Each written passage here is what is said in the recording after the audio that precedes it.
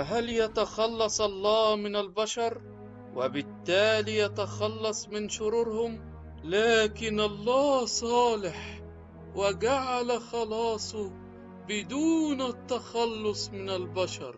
فالذبيحة في العهد القديم كانت ترمز إلى رحمته ونعمته، والله جعل التقدمة كذبيحة حية اطلق عليه الكفارة. وأيضا كان الكاهن يقوم برش دم الذبيحة في كل أركان الهيكل، وهذا يرمز إلى التطهير، وكانت كوسيلة للعيش في طهارة واسترجاع التواصل بين الله والإنسان من جديد.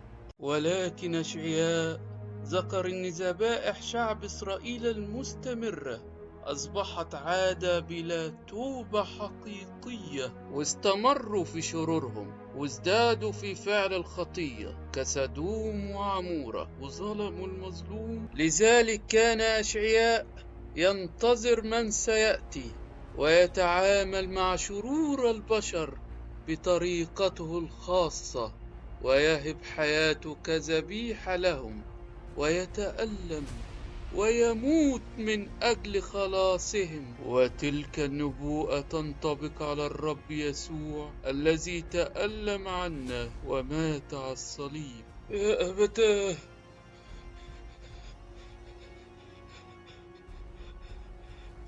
في يديك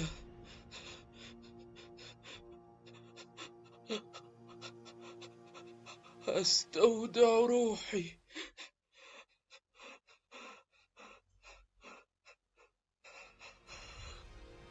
فيسوع مات كذبيحة كفارية بدلا عنا، وبموته أعطانا التطهير والتقديس لحياة جديدة مخالفة لأفعال العالم. وأيضا بموت يسوع خرج العالم من ورطته لكي يعيش في سلام وأمان مع الله، وبقيامته كسر قوة الموت والشر. وبذلك يكون الرب يسوع هو الذبيحة الحية الفعالة التي قضت على ممارسة طقوس وذبائح العهد القديم، ليقدم للعالم نوعا آخر من الأسرار المقدسة التي يمارسها كل من يؤمن به. فالمعمودية هي من أسرار الكنيسة السبعة، والتي تعبر عن الباب الوحيد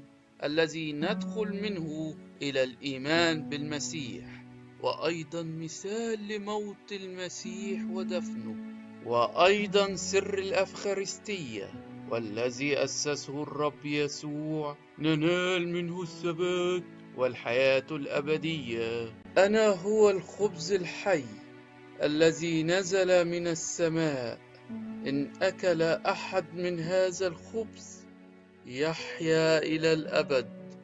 والخبز الذي أنا أعطيه هو جسدي الذي أبذله من أجل حياة العالم.